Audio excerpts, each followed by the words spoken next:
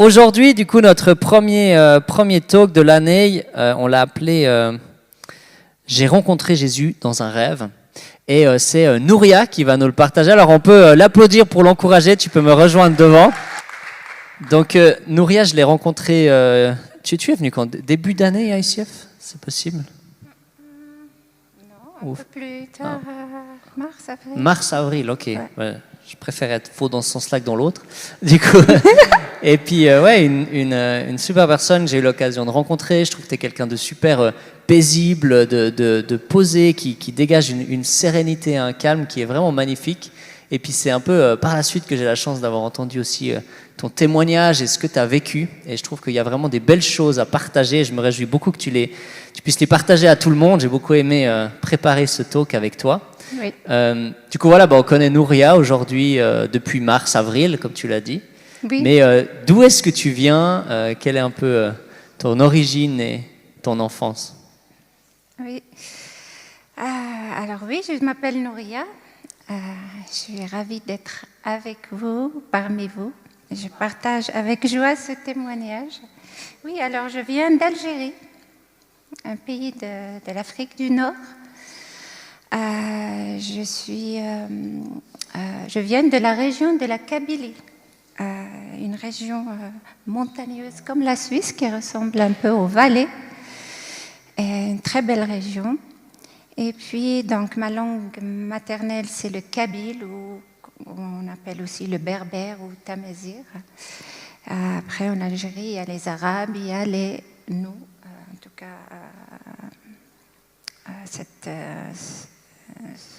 nous, les Kabyles. Et puis, je viens d'une famille de 2 frères et 2 sœurs. Mes parents étaient musulmans. Ils ne sont plus là. Ils étaient musulmans et à l'époque, en tout cas dans ma génération, il n'y avait pas encore l'islam très répandu dans les années 60, 70, jusqu'à 80. Et mes parents pratiquaient leur foi discrètement. On ne parlait pas de la religion à la maison. Et c'est des parents qui nous laissaient la liberté de choisir. Ils nous ont jamais obligés à adhérer à cette religion. Et c'est des parents qui étaient aimants. Et j'avais une enfance très heureuse. Et tout ce qu'ils voulaient pour leurs enfants, c'est leur éducation et leurs études. Et ça, ils ont tout fait pour qu'on ait des valeurs, des bonnes valeurs. Et ça, oui. Donc, voilà un peu. Je ne sais pas qu'est-ce que je peux dire de plus. J'ai fait mes études jusqu'au bac. À l'époque, c'était le programme français, parce qu'on était colonisé par les Français. On avait encore les profs français. Donc, on a étudié en français jusqu'aux années 80, 85, et c'était après arabisé partout. Et donc, c'est pour ça que je parle français, et je parle le berbère, un peu l'arabe, parce qu'on n'a pas étudié beaucoup l'arabe à l'époque. Donc, voilà. J'ai fait une formation aussi, à l'époque j'ai fait une formation, et quand je l'ai finie, c'était en 93, et c'est au moment où le terrorisme est arrivé en Algérie. Et là, tout a stoppé. Tout a stoppé, pour moi en tout cas. Et j'ai vécu ces 10 ans de terrorisme complètement, dans la peur, tout ce que vous voulez, c'était l'horreur. Et donc, je n'ai pas pu continuer mes études ni travailler. En tout cas, mon avenir s'est arrêté à ce moment-là. Voilà. Et puis, qu'est-ce que je peux vous dire sur l'Algérie? C'est un beau pays, un grand pays. Il est situé entre la Tunisie à l'est et la Libye. Et puis, à l'ouest, c'est le Maroc. Et ça donne sur la Méditerranée. C'est un grand pays qui fait 4 fois la France, la surface de la France, immense. Et c'est un pays qui est riche en ressources humaines, naturelles, vraiment un beau pays et très très riche. C'est un pays qui a connu des invasions, plusieurs invasions romaines, arabes, turques et ensuite françaises. Donc à la fin, c'était les Français depuis 1830 jusqu'à 1962 et c'était l'indépendance de l'Algérie. Merci Nouria. Et puis du coup, ce terrorisme, ce climat un peu plus hostile que tu as vécu par la suite, comment tu l'as vécu toi personnellement et puis qu'est-ce que ça t'a fait Oui. Alors je ne sais pas si vous avez entendu à l'époque ce qui s'est passé en Algérie, c'était l'horreur. On a vécu dans la peur jour et nuit, jour et nuit.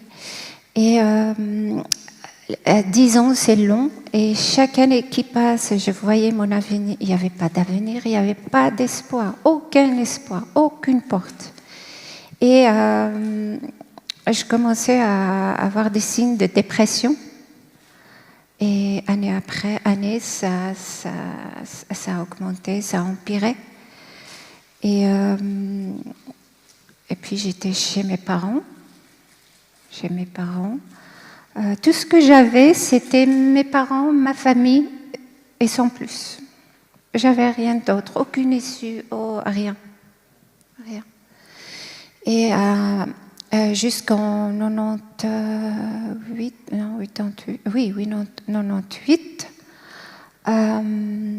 là j'ai frôlé le fond, quoi. J'étais au fond du trou, comme on dit, dans cette dépression. Et c'est là qu'un jour de Noël, je regardais dans ma chambre, un film sur France 2. À l'époque, ils faisaient des belles veillées de Noël. Et je regardais et il parlait de Jésus.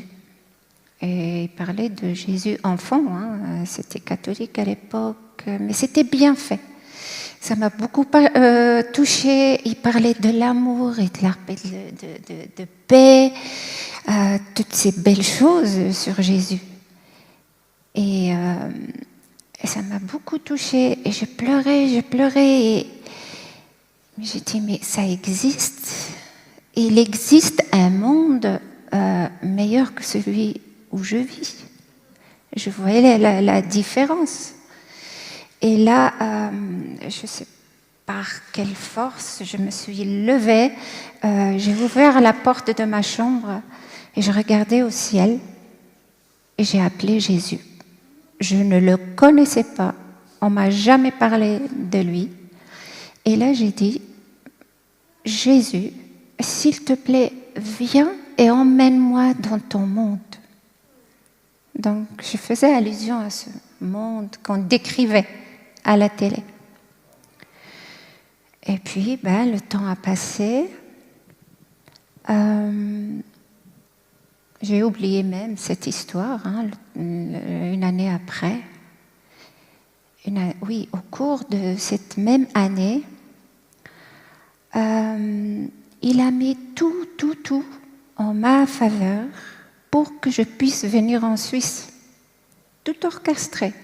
C'était impossible d'avoir ni le visa, ni faire mon passeport à l'époque. Impossible.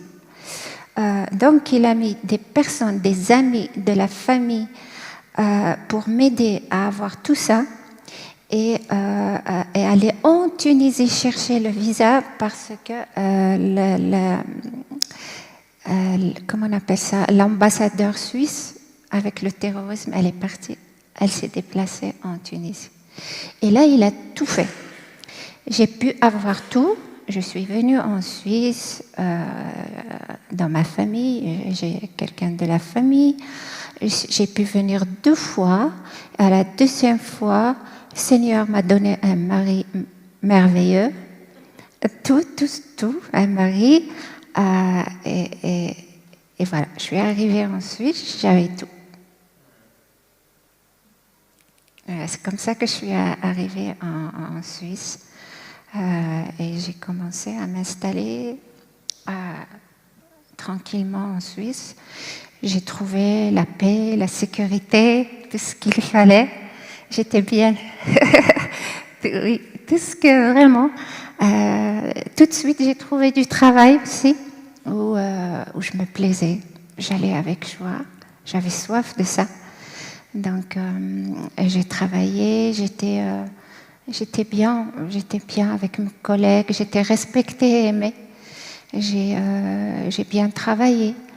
Sauf que chaque année, ils reconnaissaient mon travail, ils me proposaient des promotions et je refusais. Je refusais chaque année. Pourquoi? Parce que cette dépression, elle était encore là. Tout est beau, tout. J'avais tout pour être heureuse. Les voyages, tout. Mon mari me gâtait par les voyages, tout ce que vous voulez. Il y avait cette sécurité, cette paix, j'avais tout. Cette dépression, elle gâchait tout. Ouais, je trouve que c'est fort dans ton témoignage parce qu'il y a cette dépression qui s'installe en Algérie face aux circonstances terribles. On peut se dire, oui, c'est logique. Et finalement, tu changes ces circonstances. Du coup, tu pourrais te dire, la dépression devrait partir. Mais en fait, non. Même dans un cadre sécurisé, bon, etc., cette dépression, elle est toujours là. Ouais. Est-ce que tu peux nous dire un peu comment cette dépression est partie? Ah oui. Enfin, comment la suite de l'histoire. Oui, la suite, oui. Alors, oui, donc j'ai construit quand même une vie avec mon mari. Alors, est-ce que quelqu'un m'a parlé de Jésus? Non. Et pourtant, sa famille, à lui, elle est croyante. Est-ce que j'ai rencontré des collègues chrétiens? Non, personne ne m'a parlé de Jésus. Donc, sauf que le premier Noël que j'ai fêté en Suisse, j'ai fêté Noël, j'aimais fêter Noël. Je l'ai bien fêté avec mes beaux-parents. Et le soir de Noël, mon mari m'a dit, parce qu'il m'intégrait, il me racontait ce que c'est que ces fêtes que les Suisses fêtaient, etc. Et puis il me dit, si tu veux comprendre ce que c'est, pourquoi on fête Noël, ce soir justement il y a un film sur Jésus de Nazareth. C'est un beau film ça. Et quand je l'ai vu, on l'a regardé ensemble, mais je pleurais, je me disais, mais pourquoi on a fait ça à cet homme si bon? Pourquoi il a souffert tout ça? Je n'avais pas compris, je n'ai pas saisi à ce que ça veut dire. Mais j'ai gardé ça, j'ai gardé l'image de Jésus sur la croix. Dans mon esprit, elle était là, elle est restée longtemps, jusqu'à ma conversion. Est-ce que je l'ai cherché? Non. Je ne l'ai pas cherché. Par contre, j'aimais rentrer dans les églises, dans nos voyages. J'aimais aller me reposer un peu dans l'église et je regardais ce Jésus, il est partout, je le regardais. Mais pour aller plus loin, le chercher, être curieuse de dire qui c'est, non. Et donc ça a duré 20 ans comme ça. Et en 2015, avec beaucoup d'événements aussi, j'ai perdu mon travail parce que j'ai eu un burn-out après. J'étais fragile. Il y avait une pression au travail, donc j'ai fait un burn-out. J'ai arrêté ce travail. Ensuite, après ça, je me suis reconstruite un petit peu. Après, il y avait le décès de ma mère par une maladie grave, tout d'un coup, soudainement. Et là encore, c'est la dégringolade aussi. À chaque événement et à chaque fois que j'entendais des nouvelles, des mauvaises nouvelles de là-bas, de l'Algérie, de la famille, ça m'enfonçait aussi. Les souvenirs étaient là. Et jusqu'à... non, après, j'ai trouvé à nouveau un travail dans la cuisine, dans un petit restaurant, où je me plaisais là. C'était mon domaine, j'étais heureuse, je faisais ça vraiment... oui, ça m'a aidée. Pendant 4 ans, j'étais vraiment heureuse dans ce métier. Sauf que même ça s'est arrêté. Mais c'était à cause de la patronne, elle était malade, donc on était avec mes collègues obligés de partir. Donc voilà, malgré nous, on était partis. Et là, j'ai misé toute ma vie professionnelle là. J'ai dit voilà, ça, c'est bon. Et quand ça s'est arrêté, et ben là, elle a encore à nouveau tombé dans cette dépression beaucoup plus grave. Après, il y a le décès de mon père. Et puis tout ça s'est accumulé jusqu'au jour où j'ai crié à Jésus. C'était un matin où j'étais très très mal, j'ai mal dormi et je me suis réveillée dans un état catastrophique. Je croyais que j'allais mourir et puis j'étais à genoux. Bizarre, hein? J'étais à genoux et je criais à Jésus de toute ma force, de toutes mes entrailles, je dirais.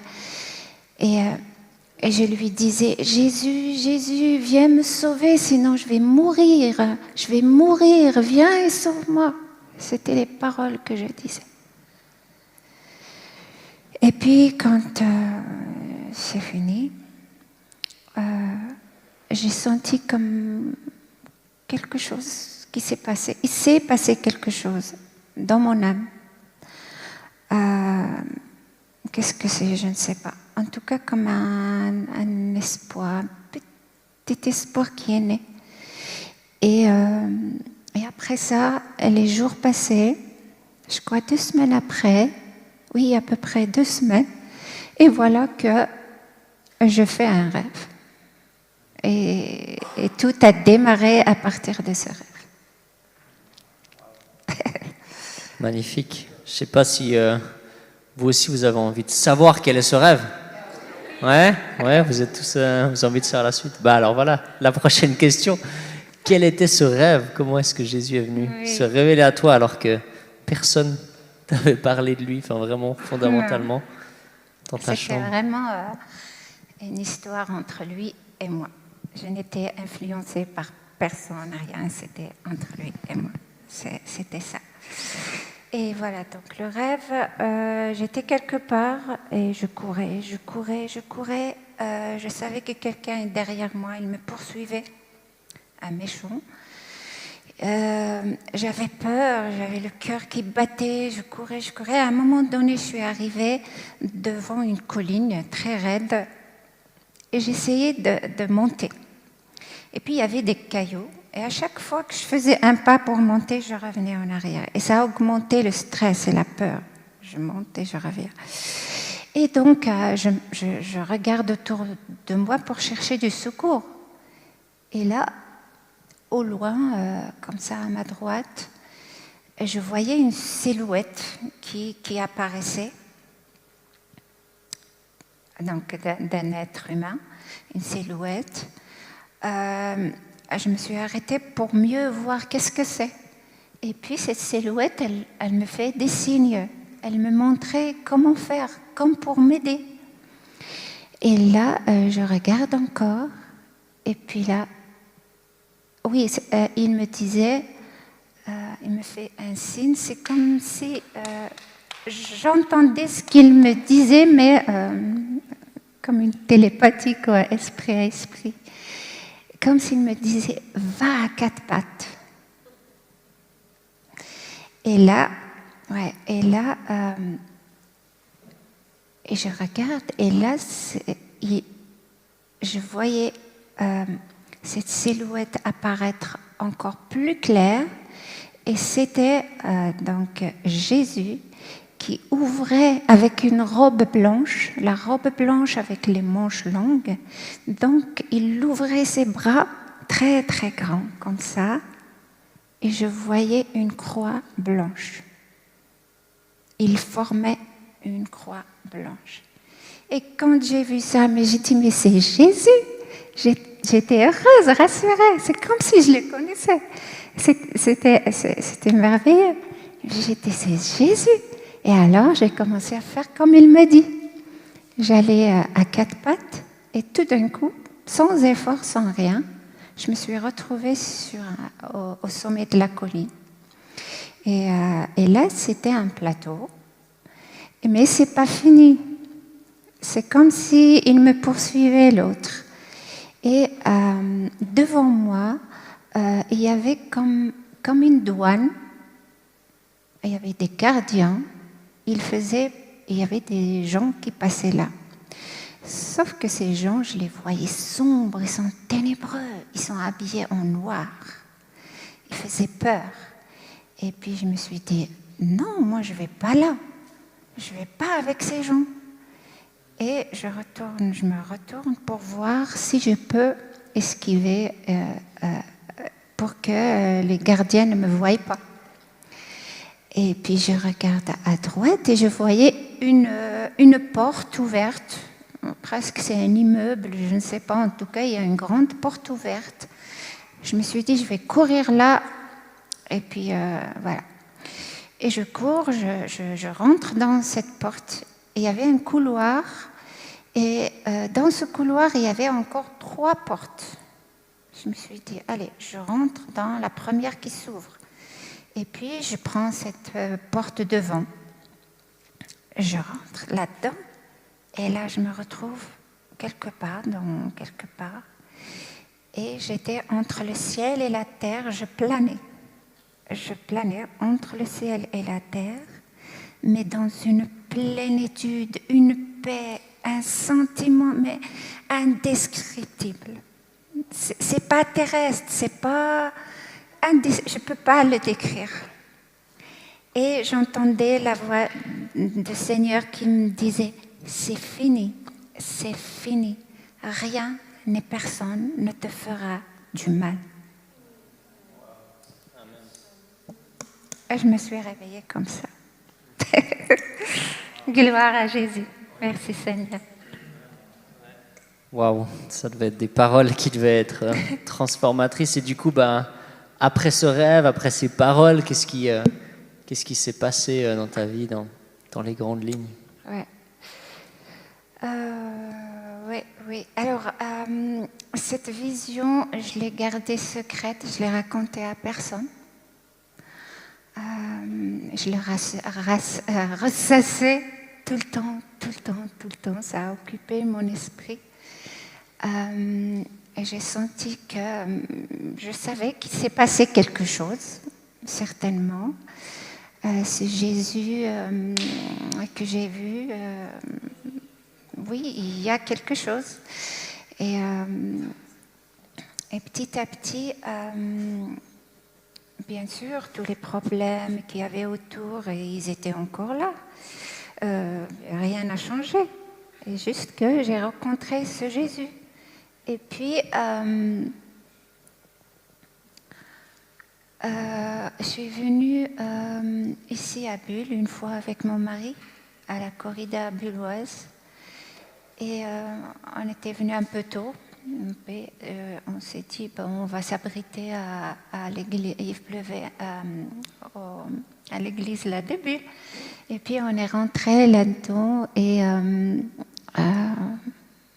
là je voyais encore Jésus. Et je lui dis dans mon cœur, Seigneur, je me plais tellement dans cette région. Est-ce que tu peux faire en sorte qu'on déménage ici? Ouais. Et puis, pourquoi j'ai posé cette question aussi? Parce que je sais que mon mari n'aime pas les déménagements. Il me m'aurait dit non. Puis on avait déménagé 2 fois déjà. Puis on était bien là, on était à Lausanne. Hein. Et du coup, j'ai demandé à mon mari, ça te dirait qu'on habite ici, qu'on déménage ici? Il m'a dit oui, si tu veux, oui. En plus, c'est l'idéal pour les courses à pied. Oui. Waouh, je ne l'ai pas cru. On arrive à la maison et puis je lui ai dit, t'es sûr que tu le veux vraiment? Alors je cherche un appartement. Et puis il m'a dit, oui, vas-y. Et là, ça a commencé, j'ai cherché l'appartement comme je le voulais, le Seigneur a tout prévu, tout. Et l'appartement, l'endroit, tout. Et puis, donc, on vient ici. Je commençais à m'installer doucement. Et je voyais des choses qui changeaient en moi, petit à petit, petit. Et j'allais découvrir un peu le village, la région, mon quartier. Et j'allais me promener. Et là, il a ouvert mes yeux sur la création. Et chaque pas que je fais en me promenant, je voyais Dieu partout. Je regarde sa création, et puis c'était une belle année, cette année en 2016. Il a fait beau. Et je voyais Dieu partout. Et je le louais. Et c'est ça qui est bizarre. Je ne savais pas que les chrétiens louaient leur Dieu. Je ne savais pas. Voilà. Et je le louais, je lui disais merci, tout. Mais voilà. Et puis, petit à petit, je voyais des signes quand même de paix qui revient. Comment dire,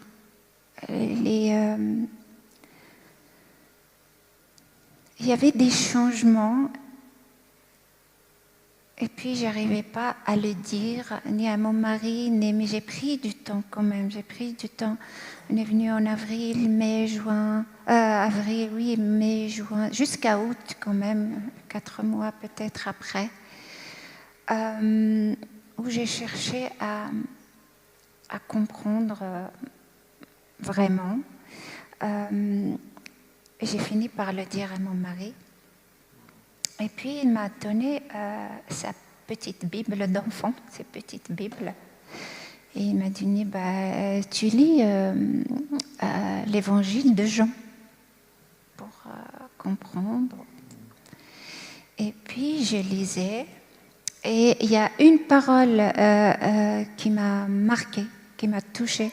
C'est quand il a dit « Je suis le chemin, la vérité et la vie. Nul ne vient à moi, nul ne vient au Père que par moi. » Ça, c'est vraiment la parole qui... Alors, dans mes promenades, je méditais sur cette parole et je demandais à Jésus, tout simplement, Seigneur, qu'est-ce que ça... Je ne disais pas Seigneur encore.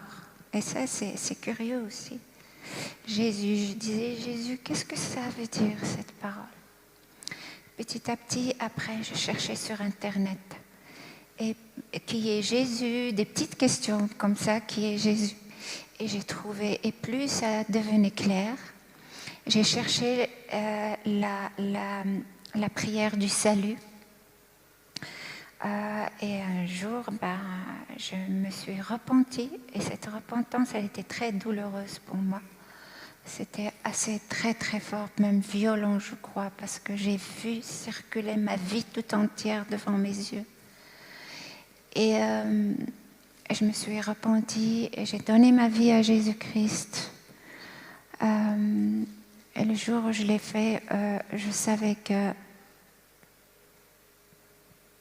je passe, c'est-à-dire je passe d'une vie à une autre. Voilà, et il se passe quelque chose. Voilà.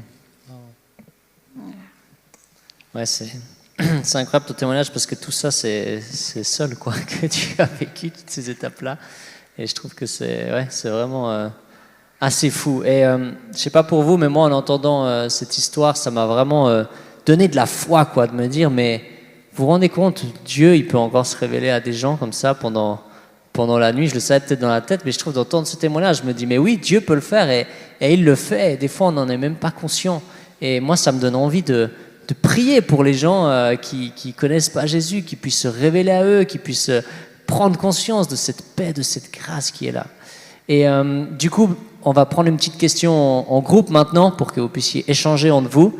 Et du coup, la question que je vous propose, c'est est-ce que tu as déjà vécu une révélation spéciale, la présence de Dieu? Alors, ça n'a pas forcément besoin d'être dans un rêve.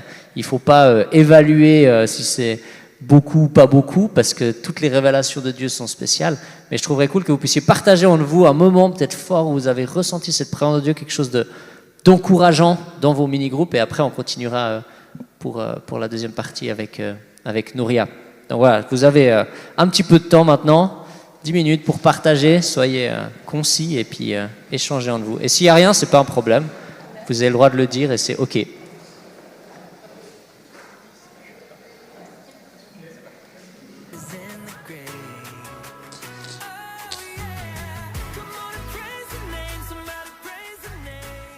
Ok, je propose de reprendre. Je suis sûr qu'il y aura encore plein de choses à vous dire, mais au pire, vous pouvez continuer encore après la célébration, de partager, échanger.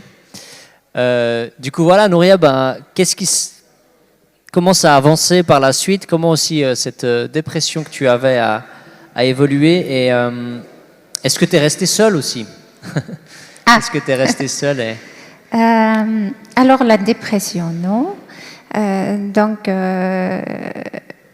Quand je suis arrivée ici, je voyais des signes où ce cycle de dépression n'était plus. Je déprimais plus et j'étais guérie complètement. Quand il m'a guérie, je ne sais pas, est-ce que c'est pendant le rêve, je ne sais pas.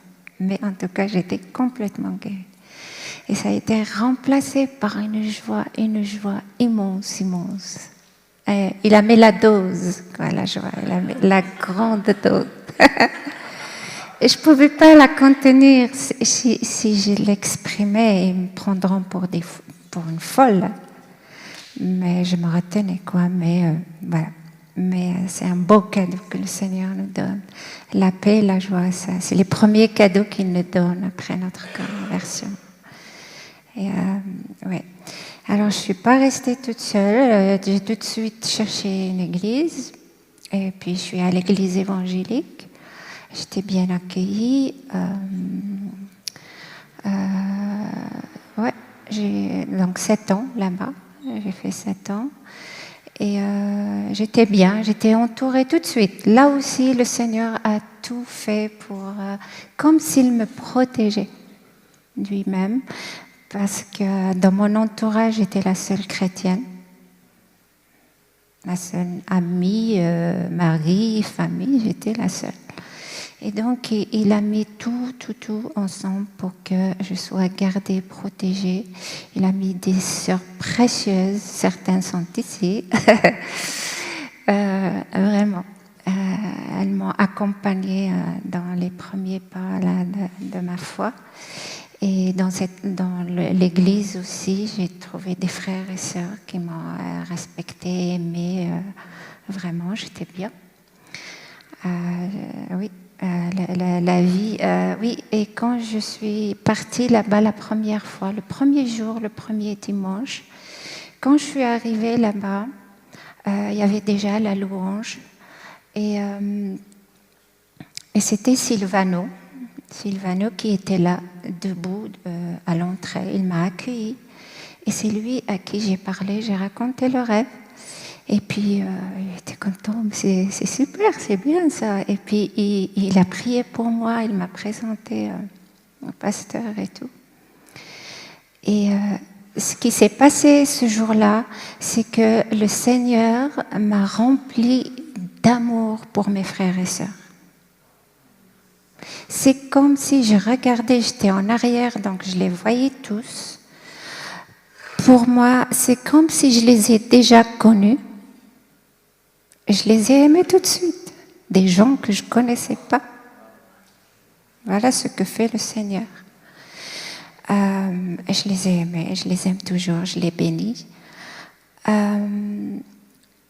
Voilà. Et après, l'aventure a commencé comme ça, avec le Seigneur, dans l'église. Et puis j'ai servi comme j'ai pu ce que je pouvais faire, des petites choses, mais je l'ai fait pour le Seigneur, pour mes frères et sœurs, toujours avec joie, avec amour, fidèlement jusqu'au bout, jusqu'à ce que je parte de là. Voilà. Et j'étais bien entourée. Et pendant cette année, c'était des expériences sur expériences. Donc tout est à découvrir la vie chrétienne, la foi chrétienne, découvrir Jésus en plus d'ailleurs. Je cherchais, j'avais soif de ce Jésus qui m'a fait ce bien, qui m'a retiré des ténèbres et m'a amené à sa lumière, qui m'a ramené de la mort à la vie. Je voulais le connaître et je commençais à l'aimer. Je pensais à lui tout le temps, il était présent dans mes pensées. Et quand j'ai commencé à lire la Bible, quand j'ouvrais la Bible, pour moi, quand j'ai eu cette révélation que la parole de Dieu, Jésus est la parole de Dieu, et j'ai fait juste un raisonnement d'enfant. J'ai dit, mais si Jésus est la parole de Dieu, ça veut dire que quand je lis la parole, c'est Jésus que je vois, c'est Jésus qui me parle. Il va me parler au travers de sa parole. Et là, c'est comme si je tenais un trésor. Et il me réveillait tôt le matin. À 5 heures, je suis debout. J'ai hâte de venir dans le salon, à table, ouvrir la parole et m'attendre à ce qu'il me parle. Et pendant 7 ans, tous les matins, c'était comme ça. Je donnais mon premier temps à Jésus tous les matins devant sa parole. Il me parlait. Et pendant 7 ans d'intimité avec lui, un jour, je lui ai dit, Seigneur, c'est bien beau tout ça, c'est magnifique, je te remercie. Tu connais ma situation et mon âme a besoin de guérison. Il y avait encore les souvenirs, il y avait tout encore. Mon âme a besoin de guérison. Et comment je vais te servir? Comment je vais vivre ma foi maintenant? Autour de moi, il n'y a pas de chrétiens, à part, bien sûr, ma famille céleste, oui. Mais comment je vais faire? Et un jour, il m'a dit, t'inquiète pas, je te connais, je connais ta situation, ce que tu vis. Je ne t'abandonnerai pas. Fais-moi confiance et ne doute pas. Fais confiance et ne doute pas. Car j'ai des bons projets pour toi. Et là, j'ai dit, ok Seigneur, je te ferai confiance, je ne douterai ni de toi, ni de ta parole. Mais j'ai besoin de toi. J'ai besoin de toi. Et là, c'était comme un accord avec lui. Et puis l'aventure a commencé comme ça. Voilà. Il me parlait au travers de sa parole. J'ai eu des guérisons dans mon âme, mais j'ai passé des matinées dans sa présence. Il me guérissait et parfois des délivrances. Je ne sais même pas de quoi il m'a délivré. Je ne savais pas encore toutes ces choses. Et je voyais des changements. Tout ça avec cette relation, avec lui, avec sa parole. Et je reconnais toute l'autorité et la puissance de sa parole. C'est lui-même. Et je donne beaucoup d'importance à sa parole. Elle est vivante, c'est comme lui. Lui, il est vivant, sa parole, elle est vivante. Les deux, c'est comme ça. Vous comprenez ce que je veux dire. Et, ouais. Et j'expérimentais toutes ces années, c'est comme une base de ma foi, c'est comme une première partie de ma vie chrétienne. J'ai appris à connaître le Seigneur, à l'aimer, à aimer sa parole, à le découvrir. Et je vis ce Dieu vivant au travers de sa parole. Il confirmait sa parole. Je vivais sa parole, si je peux dire ça. C'est pas une lettre, c'est pas. Et je le prenais au mot. Seigneur, tu dis ça, je crois à ce que tu dis, et je veux vivre ça. Et je le vivais. Et je le vivais, et je le vis encore. Et voilà, ce Dieu vivant que je veux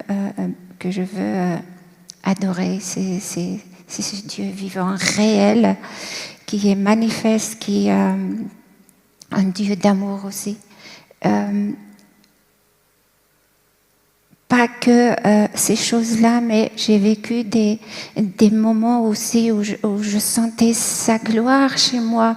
Son amour me remplissait. J'étais comblée de l'amour de Jésus. Mais pas que. Et après, j'ai connu le Père aussi. Là aussi, il y a cette dimension de la Trinité qui était un peu mystérieuse. Mais je dis, pour moi, aujourd'hui, c'est pas un mystère. Ça se vit. La Trinité, ça se vit, ça s'expérimente, ça se reçoit. Dieu un, il est Père, Fils et Saint-Esprit. Et j'ai fait une expérience avec chacun. Amen. Wow. Et pour moi, c'est plus un mystère et je peux pas l'expliquer. Je crois que c'est personnel. Je peux pas vous l'expliquer, la Trinité. Ça se vit. Ça se découvre, ça se vit. C'est une révélation. Et comment j'ai découvert le Père, c'était un week-end de louanges et de jeûne et de prière. Et puis à ce moment-là, pendant la louange, une sœur que je bénis, elle chantait Abba Père. Abba Père. C'est la première fois que j'entends cette chanson. Mais j'étais emportée dans cette louange et je pleurais. Et à ce moment-là, j'ai fait le deuil de mon père biologique. Je l'ai laissé partir. Et j'étais très très proche de mon Père, je l'aimais. Et j'ai reçu le Père céleste. Amen. Wow. Merci Nouria pour ces témoignages. Quand on se voyait, tu me parlais de ces deux aspects, de la parole et de la prière. Et je trouve qu'on les ressent tellement dans ton témoignage, cette parole qui est vivante, qui agit. Je t'avoue, quand on étudie en théologie, ça me fait du bien d'entendre ça, parce qu'on apprend à étudier le texte, mais réaliser, non, il y a aussi vraiment, il est vivant et il transperce. C'est cette vie de prière qui est contagieuse et que c'est un cadeau d'avoir une personne comme toi dans notre église. J'ai deux dernières questions pour toi. La première, c'est qu'est-ce que tu dirais à une personne qui ne croit pas en Jésus ou qui est là, qui se tâtonne, qui se pose des questions mais qui n'a pas vécu cette rencontre? Qu'est-ce que tu lui dirais? Je ne suis pas le genre à convaincre les gens, je laisse libre choix des gens. Comme Jésus d'ailleurs, il force personne. Je ne fais pas de discours, des arguments, non. Je dirais à ces personnes, vous lisez beaucoup de livres. Je vois chez les gens, les non-croyants, ils ont des bibliothèques, ils ont tant de livres, ils aiment lire, ils lisent de tout. J'aimerais leur dire, ayez l'audace de prendre la Bible parmi vos livres que vous lisez et lisez la Bible comme un livre, comme les autres livres. Ayez cette audace de lire la Bible, lire l'Évangile et poser des questions à Jésus. Posez-lui la question, qui es-tu Jésus? Ayez l'audace de parler à Jésus. Qui es-tu? Est-ce que ce que disent les chrétiens est vrai? Moi, je dis ça. Posez la question, lisez, tout simplement. Et je sais que le Dieu que nous croyons, que nous adorons, il est vivant et il va vous répondre. Jésus a dit, celui qui me cherche, je me laisserai trouver par lui. Donc, je vous mets au défi de poser tout simplement la question à Jésus. Voilà. Amen. Et Amen. sachez qu'il vous aime et que ses bras sont ouverts. Voilà. J'aime bien l'audace de lui parler, de lire la Bible. Teste. Bon. C'est Ouais. simple. Puis ma dernière question, c'est que Dieu t'a parlé au travers d'un rêve, mais il continue de te parler dans des rêves. C'est ce que j'ai découvert. Toujours. Tu disais, je peux pas écouter Dieu pour quelqu'un comme ça. Moi, je lui dis, écoute, laisse-moi dormir et après je te dirai ce que Dieu veut te transmettre. Vous savez. Je trouvais ça génial. Et puis voilà, maintenant aujourd'hui, tu es ici dans cette église à ICF. Et je crois qu'il y a eu 2 rêves qui t'ont un peu conduit ici, aussi des rêves que tu as reçus pour cette église. Et je te propose de les partager pour pouvoir nous encourager aussi en tant que communauté. Oui. Oui. C'était avant que je vienne ici, donc il y avait quand même un moment où mes frères et sœurs me manquaient, l'église me manquait, et puis je demandais au Seigneur, je vais aller où? Je voulais vraiment faire sa volonté par rapport à ça. Et il répondait pas. Bon, il me dit, bon, tu aimes bien qu'on fasse des pas de foi, ben je fais un pas de foi. Donc je suis venue ici et j'ai dit, ben non, voilà, je vais à SIF et tu me confirmeras. Et puis c'est ce qui s'est passé.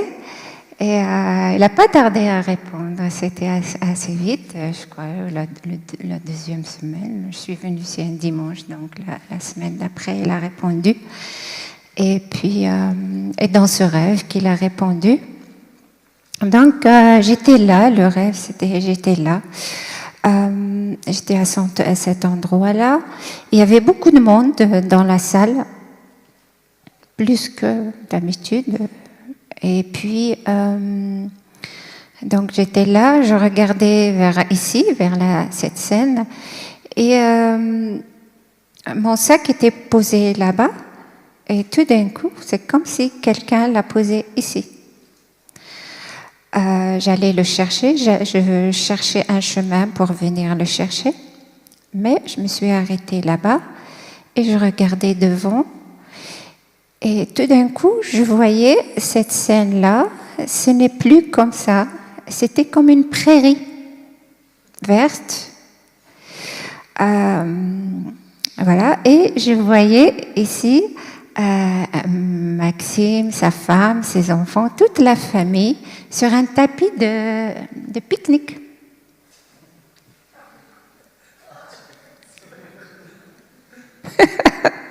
Mais oui. Et je voyais ça et je me réjouissais parce que c'était une belle image. Ils étaient joyeux, ils jouaient avec les enfants sur ce tapis de pique-nique, dans cette verdure, voilà. Et je me réjouissais pour eux, je regardais comme ça. Et puis, il y avait un fuseau de lumière qui illuminait toute cette partie. C'était lumière. Et ensuite, je regarde en arrière là-bas, et puis je voyais 2 policiers qui étaient tranquilles, ils étaient debout. Voilà. Et puis c'est tout. Je me suis réveillée comme ça. Donc, pour l'expliquer un peu, voilà, c'est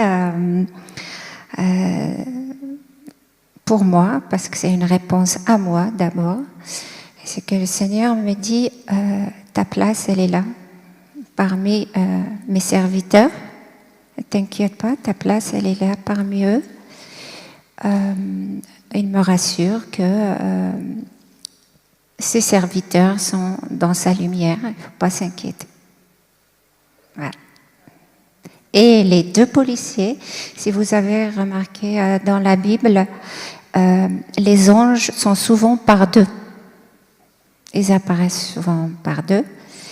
Et dans l'interprétation, dans les symboliques un peu de la police, ça dépend du contexte. Et là, quand ils étaient tranquilles, juste veillés, ce sont les anges. C'est comme si le Seigneur me dit, j'ai mis des anges à l'entrée de ce lieu, de cette communauté qui vous garde et qui veille sur vous. Voilà, gloire à Jésus. Il est bon. Voilà. Tu avais un deuxième rêve, hein, que tu m'as raconté. Mais c'est déjà super encourageant comme premier. Oui, alors ce deuxième rêve, il est...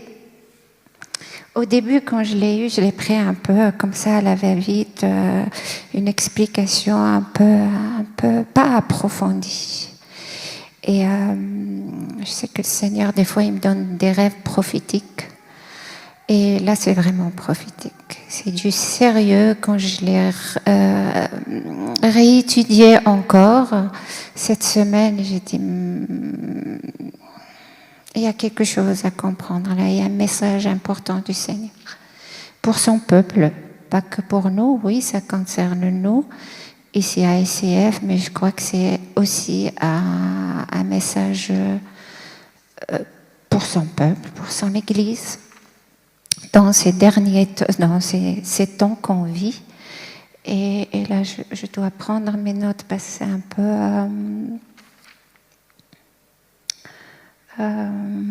il faut que je me passe sur la parole parce que c'est comme ça. Il faut que ça soit ainsi.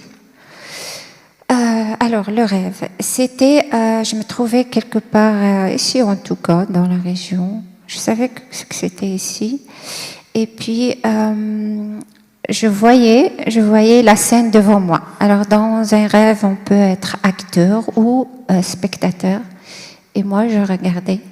Et puis, je voyais toute l'église, ICF. Il y avait beaucoup de jeunes, beaucoup de jeunes. Et vous êtes là en groupe et vous marchez. Vous marchez, vous avez les mains levées au ciel et vous chantez, vous adorez le Seigneur. En marchant, et vous dirigez vers un pont. Donc vous passez vers ce pont. Et je vous regardais comme ça et il y avait deux messages ici, c'est-à-dire qu'il y avait un pour moi parce que ça me rassure beaucoup, c'est que je savais qu'il y avait des membres de ma famille à côté de moi. Et j'ai reconnu plus ma sœur aînée. Et quand on a entendu ce chant, il était beau, il y avait une belle mélodie. Et ma sœur, elle met un foulard comme ça ici, elle commence à danser.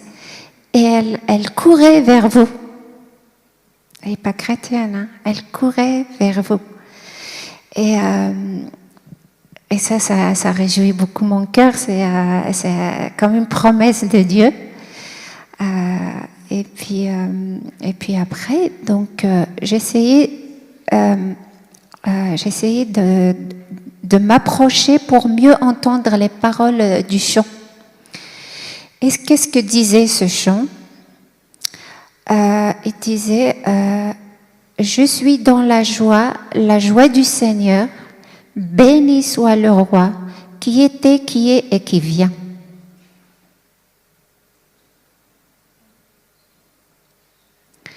Alors, je pense que ça vous dit quelque chose ici, ça vous rappelle quelque chose.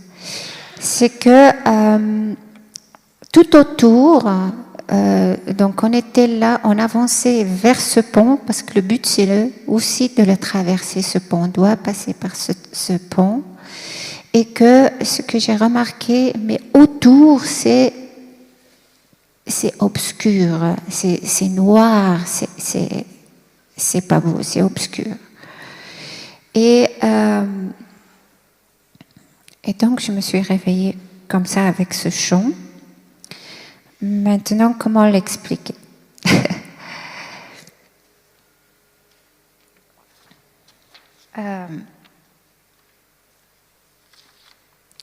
Si je prends les symboliques dans les rêves, il y a beaucoup de... Dieu parle par sa création, par des symboliques.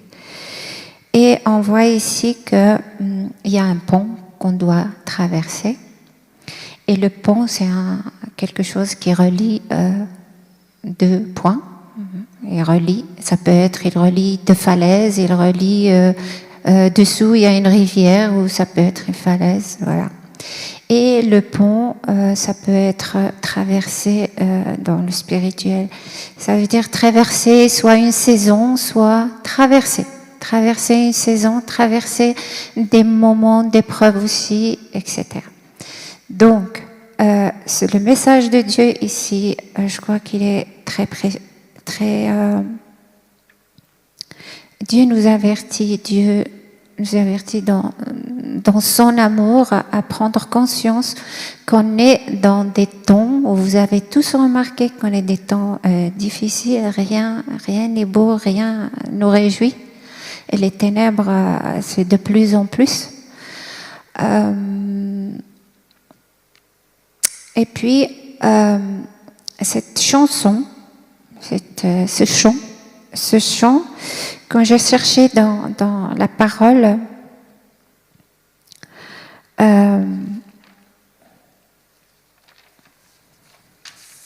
lorsque Jésus a fait son entrée triomphale à Jérusalem, et le peuple juif, il chantait ça.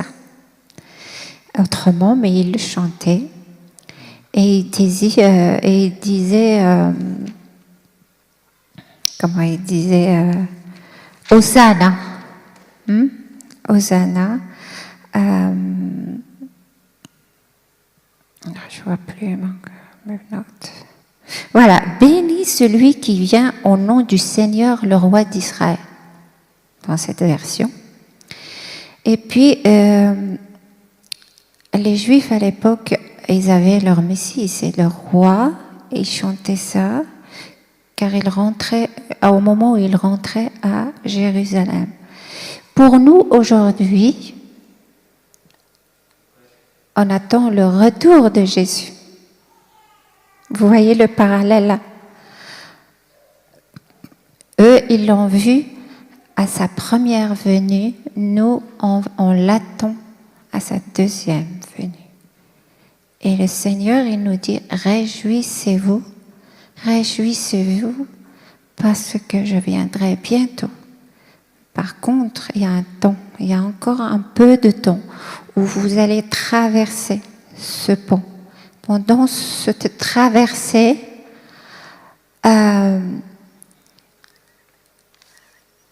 il nous invite à adorer, à rentrer à le louer, à l'adorer. Pourquoi?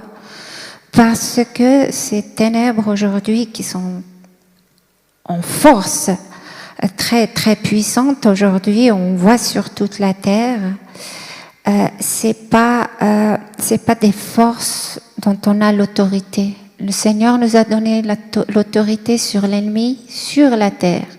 Mais ceux qui sont dans le deuxième ciel là, on ne peut les combattre que par la louange et l'adoration. Que par ça.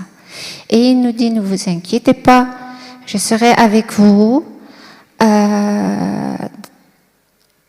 Il nous invite à la prière, bien sûr. Prière, louange, adoration. Pour justement repousser ces forces ténébreuses qui sont très actives.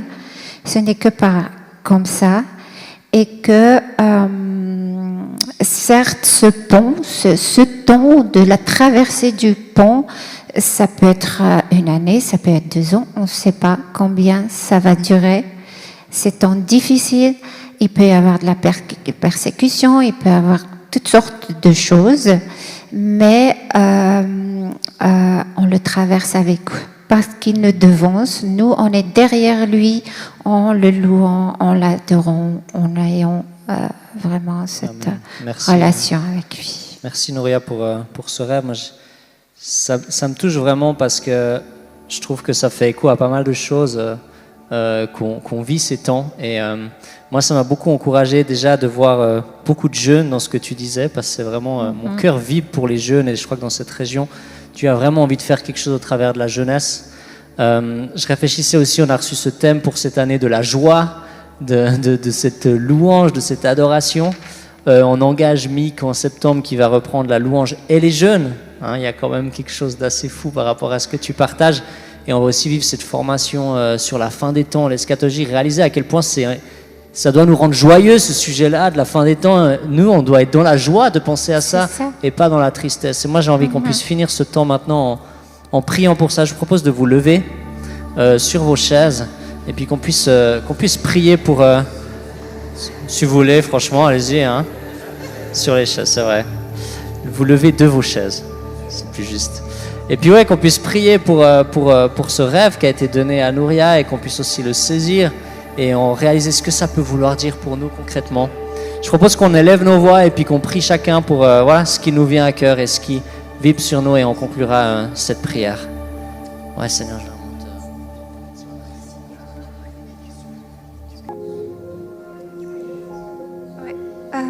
J'aimerais proclamer une parole sur nous. Ça concerne vraiment ça, le message du Seigneur.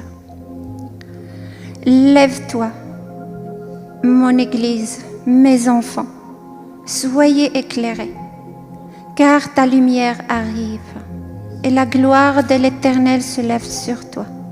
Voici, les ténèbres couvrent la terre et l'obscurité les peuples. Mais toi, mon peuple, l'Éternel se lève. Il se lève sur toi. Sa gloire arrive. Au nom de Jésus. Amen. Amen. Waouh. Je crois qu'on peut faire un grand bruit pour ce Dieu merveilleux qu'on a. Wouh.